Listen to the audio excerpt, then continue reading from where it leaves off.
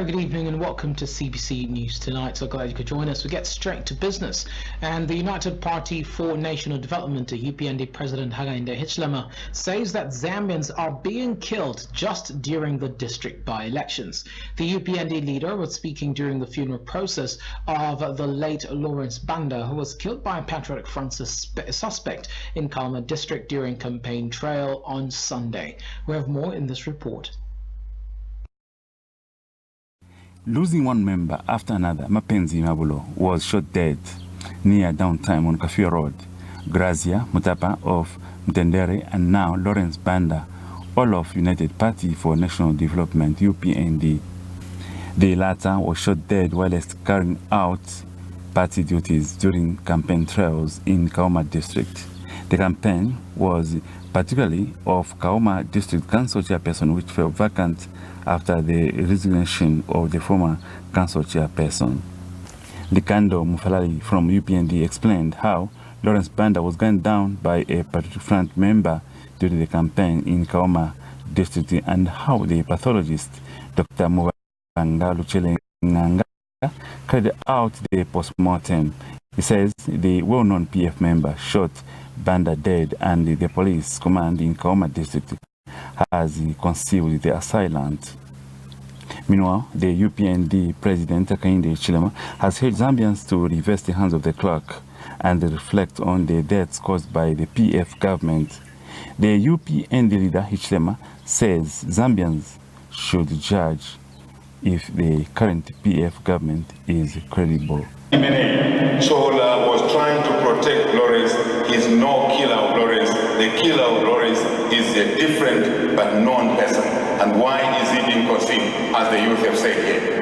The correct thing would be to release Chola from detention and arrest Lawrence's killer like yesterday. That's what we want to see happen in this country. The late Banda's funeral procession was at the Anglican Church of the Holy Cross Cathedral. Banda was born in 1995, did his primary education at Chiwodia Primary School in Lusaka and has left behind a widow and 2 children. Reporting for CBC News, Emmanuel Mulakwashapi in Lusaka. Meanwhile, the funeral home of the late UPND supporter Lawrence Banda was despoiled and some domestic items were burnt by the Patriotic Front cadres. And on the way to Leopard's Hill Memorial Park to put to rest the late Mr. Banda, Zambia police officers tear gassed the mourners who were footing and some passengers in open vehicles, moving vehicles rather, suffocated. And the UPND National Chairperson Mutale Nalumango has condemned both incidences and wondered why the Patriotic Front and the police acted in such an uncivilized manner on the innocent mourners.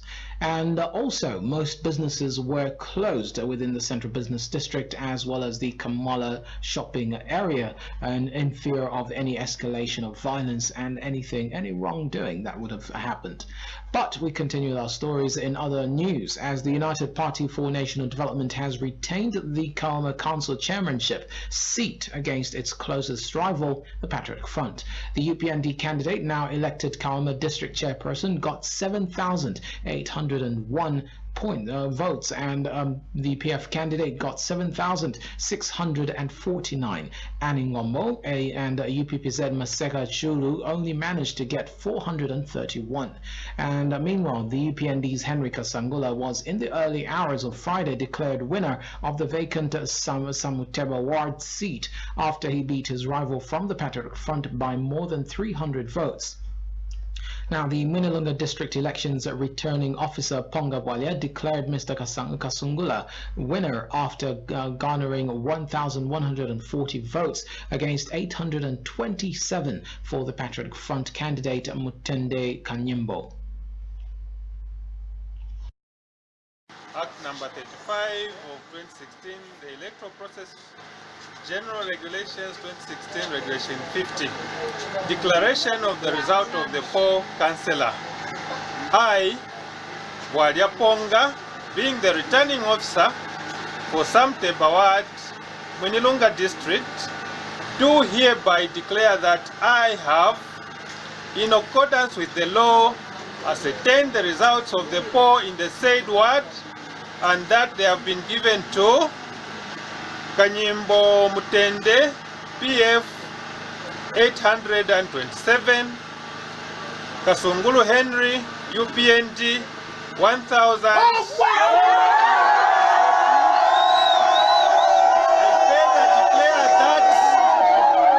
Of 23 ballot papers have been rejected as invalid, and that a total of 1,990 votes were cast. I therefore declare that the said Kasungulu Henry to be this day duly elected as member of the Munyilunga Council for Samteba Ward, dated this 10th day of October 2019. And the UPND Mwinilunga District Secretary Skyton Kaiva thanked the people of Samuteba for retaining the faith in the UPND and its development agenda.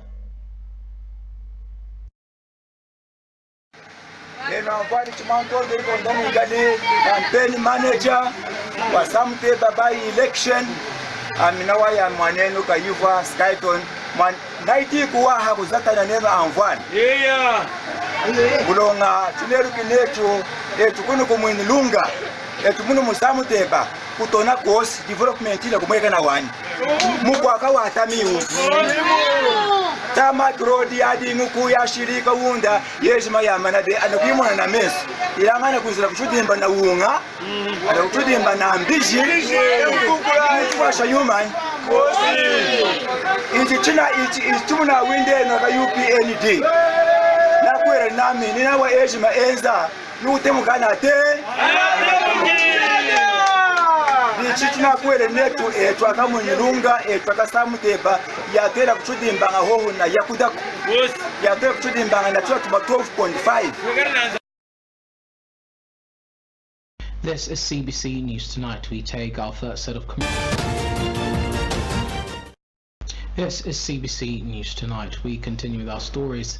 Now, residents of Ngwerere Ward 19 in Mandevu constituency have accused Shimizu Health Post of not giving medicine to the people whenever they seek medical attention. But we have more in this report. Good health is what anyone needs because it is all about living a long and active life. Therefore, residents of Mandevu constituency, Ngwerere Ward 19, raised a complaint against the Garden Shimizu Health Post that each time patients seek medical attention, they are always prescribed to buy medicine, of which the facility is under government, and medicine should at least be provided and given to the patients. Tulinayo na Kevin Kangono chabe, but mostly muntu adwala mostly wamene maonapo kwa jabali wamene chaba manda 5 and then mankwala siya mapezeka ordinary na mwamene tungafunira tozaenda po pachetekere atoza kupasa mankwala amene ofuna. I think ngabanga chitako improve kwa mankwala, but under 5 chebana pandino runadwa refani kalimbi kwendolo kuchikwata clinic utari because I'm more proving that ngapezeko mankwala kujaza than kwa mena papa kupitwa. Other concerned Luangwa residents who were just coming from the health post expressed their views but did not want to be on camera for personal reason. Mwene ninabwerera kuno kutoka kupika wakuno kusakanankala 2 years, but pamene nimaenda pa clinic pa Shimizu muli 2 years yanga lelo ndiye first time yamene manipasako mkwala wa free yonse nimagula chake. Okay, ninga kupima wenzo pima upani ngati muntu adwala kupima kweve bakakupima socha bati munkwala swanga kupasa za kulembera chabe. So mwana bwana chifanya timaenda le timapeza mikola za sira wala bwana na ngunga chereri zapeza munkwala kulipa bakulembera cheka pipa ati hospital itika ka government hospital peze ka turoni panado swaza kupasa panado aendo kulembera ka paper tatendo ka gold manga ulipen drama ungachite bwanji. Meanwhile, Ngwerere Ward 19 chairperson Luo Chipa said he is not aware of the shortages of medicine at Shimizu Health Post. We have already gathered the outpost there, which is big on operation. Around the township, we have got garden police post, health police center there in the township in Shimizu, which is big in operation for some time now. Just that they knock off, they don't work 24/7. It's from morning up to 16 somewhere there, which we have locked from the government. Say they have to bring us a medium hospital there. You're going to deliver one somewhere in there, and the Minister of Health, they are on the ground, just waiting for some last thing to groundbreaking. The program is known, and sometime now we have to do something big in Shimizu for Rwanga Township, Chipata Township, Kata Chirulu, Kata even some part of North Mid, part of Gunback there, because that's the nearest well was going to be there nearby. Medical attention is very important, especially where health is concerned. For CBC News, I'm Joy Chimbali in Lusaka. Now, we face the issue of electricity problems practically every day today. And the name ZESCO kind of brings about an irk in certain people's ears. But the power utility company itself, ZESCO, has embarked on a sensitization program where it is sensitizing the public on the dangers of vandalism, which is very important. Now, the ZESCO spokesperson, Henry Kapata, says that the corporation has recorded 22 convicted cases of vandalism where the persons involved are serving not less than 10 years imprisonment. Mr. Kapata was speaking in an interview with CBC News on Friday. What we are doing is to sensitize our customers, general citizens, on the dangers of vandalism, obviously with the consequences. So far, from January to date, we've had about 22 convicted cases where people are serving not less than 10 years imprisonment.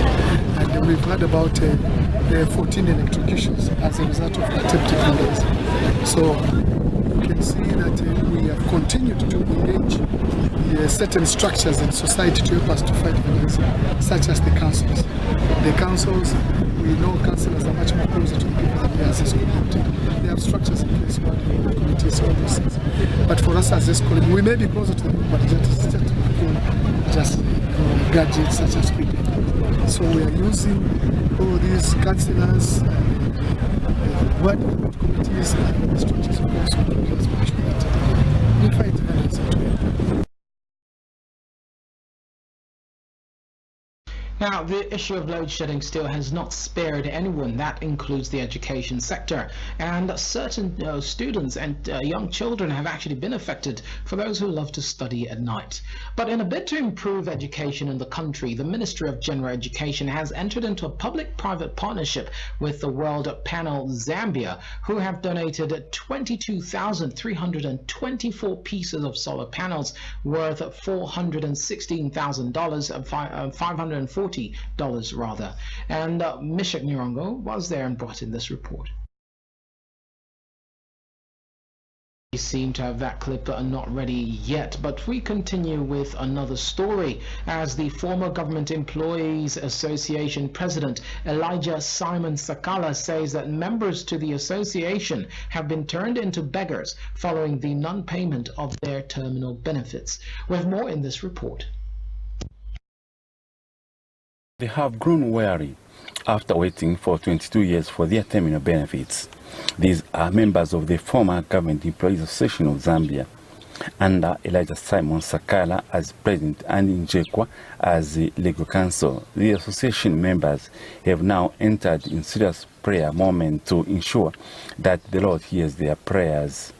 Mr. Sakala is disappointed with the government approach, which has been buying time, and legal counsel Njekwa has told CBC News that the money to give members to the association was released but cannot just be given to them, for it has disappeared. At the Presidential Graveyard site for 3 weeks now, we are continuing with our prayers. Even today, we are continuing with our prayers so that the Lord will look at our case, because we have exhausted all the channels that we are supposed to do. So the people have resorted to be on the street to pray to God so that He can. For the past 3 weeks now, but nobody is coming out to brief us. So we will continue with our prayers until God listens to us. The people you see here, 3/4 are widows. Members to former Government Employees Association of Zambia say some of their colleagues have since died of depression, for they had nothing to give their children and dependents, many of whom are orphans, and they are currently leading a boring life. Their benefits. A lot of the people in our group have passed on. But why are we mistreated like this? So we are appealing, please, to our lovely president, the humble president, Dr. Chagwalu, to look up to this matter. We are tired. He's the only father we can cry to. Please, the listening government, the listening president, listen to us and help us, so that we go home, we start family. Chira bushiku ifo kwenda mulodi kula chira ukemisebo kula chura kunsala amanda tatwakula tuchitamare amarent manda abene amalandroad bale tushuko ushikuna kasuba abana bamasikuru tabaya kuma sikuru bali perera ma grade 9 bambi baperera grade 7 ere group lyesuri ne mwamona pamukwayi twali abengi sana kuma 8000 kushintana lero pano abanensi 4000 ne kucho bali panshapa tushere kuma 3000 mulandu wa depression ifya kubachitikira kumanda kuti muntu ofira na mulodi bambi afira kufuna bambi afira chita ugadi balingira okukune babepaya bambi twakulwala muri fine tulenda tuleko nkoteka tuikala paka sibaka sibokuwa takuna ngukunwa kwa menshi kula lomba menshi kuli ma garden boy ukula chira ukemisa ukula fika kumanda obushiku wafika kunganda takuli fyakulya ukula lala ensala nga wali tulya 1 meal imbino kuleta tulide ni 3 days no dapo chili chose. They have since appealed to President Edgar Lungu to intervene in the matter.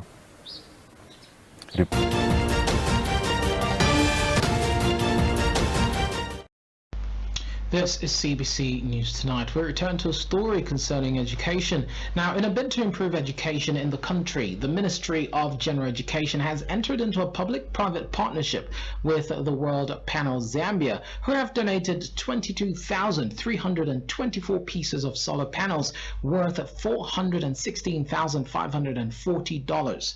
But Mishak Nyirongo was there and brought in this report.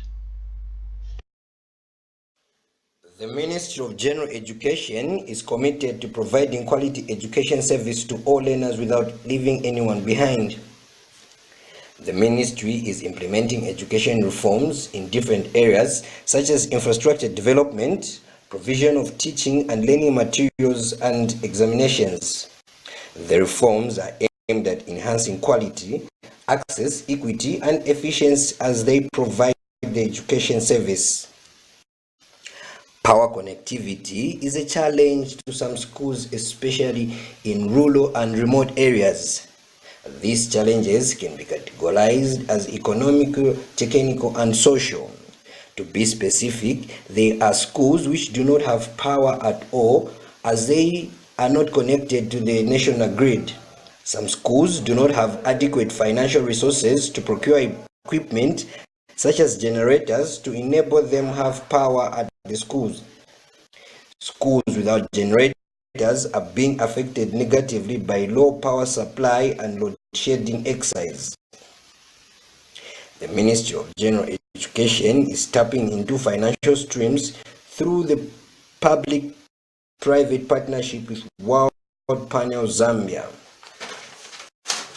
The World Panel Zambia has donated 22,324 pieces of various solar products worth 5.4 million kwacha. But for the other generation and generation of the children and children of these pupils who are going to be the recipient and beneficiary of the solar products. So we are very grateful, and I think what is important for us as a Ministry of General Education, our resources and budgets may not be enough. But with the private sector coming on board, there is a lot of things that we can do together in terms of improving the well-being of our children and our teachers in the many schools where they are working.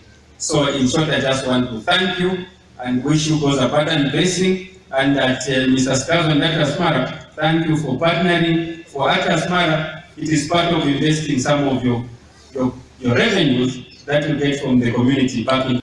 World Panel Zambia Chief Executive Officer and Chairman Mr. Zikazwe says the donation will enhance the education capacity in the country. Honorable Minister, what we have here is a solar panel. This solar panel is the one that you put facing the sun. When you face the sun, then you can plug in your phone. And it will charge as fast as when you put it on Zesco for electricity. Okay? So that's what it does. However, you can hear it's making noise because it's speaking in the sun. We are not in the sun, but it's charging. Right? Once it's charged, you can take it off. For CBC News, I'm Mishek Nyirongo.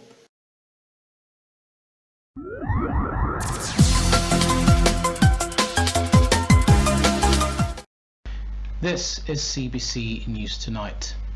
Now, the Media Institute for Southern Africa National Director Austin Kayanda has urged the government to reinstate the mineral revenue sharing mechanism in form of a local authority, and that is a development fund. Mr. Kayanda says that it is worth noting that the local government equalization fund does not take into parameters of loss of livelihood and environmental degradation in allocating resources to local authorities. He has appealed to the government through the Ministry of Mines, Ministry of Finance and the Ministry of Local Government to amend the Local Authority Equalization Fund to increase the quota of resources to be allocated towards community development projects. Mr. Kayanda says they should expedite the process of enforcing the provisions of the Decentralization Policy and the Local Government Act to foster social accountability and service delivery through equalization of funds. And now in other stories from a Western province where the Minister of Finance has presented the 2020 national budget in Parliament last month, and there's a team that have observed that in the budget it shows that there will be no teacher recruitment for the year 2020. We have more in this story from Western province. Have a look. The national budget for 2020 was presented to Parliament to outline what government projects will be implemented in that coming year, meaning it is very difficult to execute a project which is not in the budget. And Mungo Civil Society for Poverty Reduction, Mr. Mubiana Kakenen, said he hopes that more beneficiaries will be added for social cash transfer and increase on a packaging than before. Then social cash transfer. We are happy that there is an increase in terms of the funding allocation to this program. Our hope is that you have more beneficiaries benefiting from the program in Western Province, and also that we might be able to see an increase in terms of the size of the package that is offered to each of the beneficiaries. In addition, Mr. Mubiana said he wants to see how many farmers have benefited on aquaculture. Then also this project that is looking at the aquaculture, we also want to see how it is working. We want to see how many of our local people are benefiting from this, how many have ventured into this fish farming, and how are they doing. So this is also going to be on our list of priority projects that we are going to monitor in 2020. One of the representatives, Mr. Prince Mayamba from Foundation for Democratic Process, said he is very disappointed as the government have put more resources on buying equipment for defense forces as if Zambia is heading to war. Particularly above all, we are also looking at the most stricken sector in terms of agriculture. Government has not given it priority to tackle issues of effects of climate change.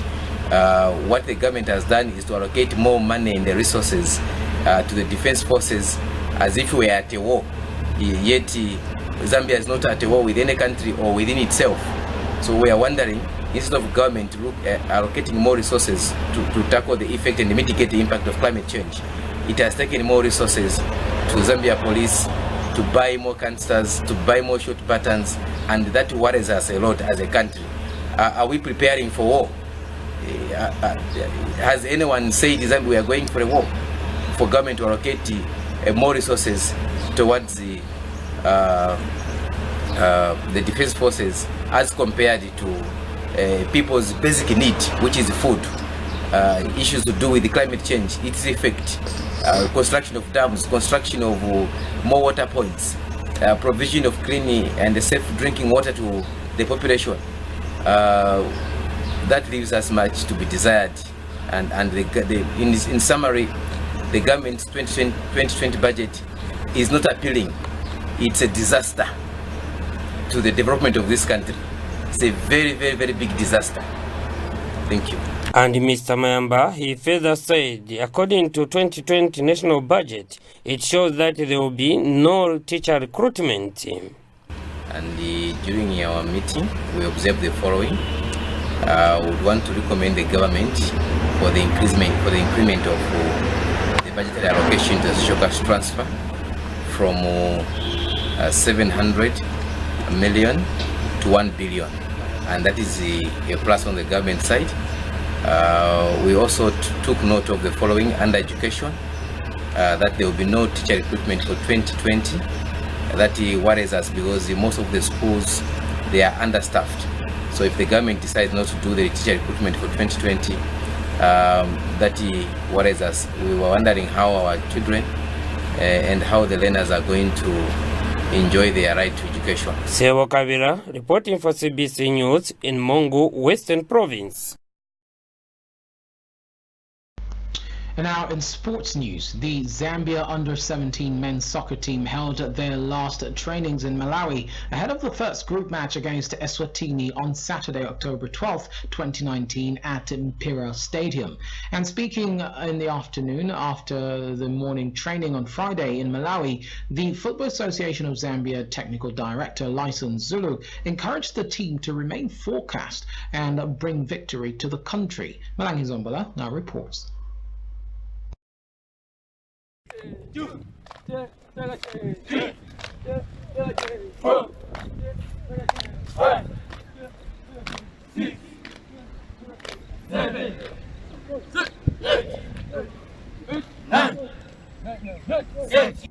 are Zambia under-17 national men's soccer team. In their final touches, preparations ahead of the first group match against Eswatini on Saturday, October 12, 2019 at Imperial Stadium in Malawi.